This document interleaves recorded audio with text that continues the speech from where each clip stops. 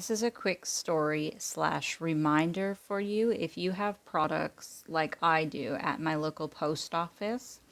Okay, so the lady who runs the post office thought that one of my candles that was there had gone like rotten because she said the top of it didn't look right. Now, the candle obviously had not gone rotten. What it was it was made of crystal palm wax instead of soy wax, so it wasn't smooth and like boring, I guess you would say, like how soy wax is, because the crystal, like the palm wax makes a crystal pattern in the top, so she thought it had gotten rotten.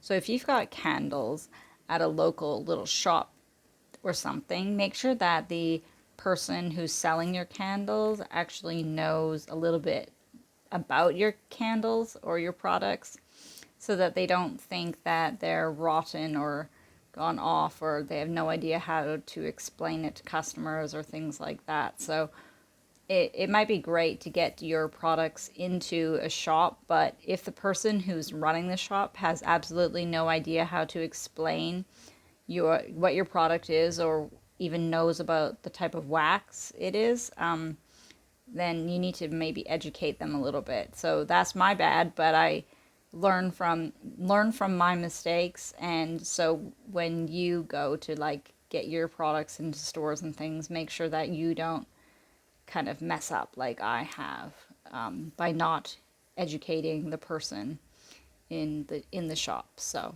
that's a little story for you from today, and I thought that you could learn from it. Okay, take care, and I'll see you soon with new videos, probably in February. My little one's on school holidays, and it's extremely hard to film, so I just grabbed a couple minutes while she was outside playing. But I can't do really any tutorials this month, but they'll be back. I'll be back with some next month for sure. So, see you then. Bye!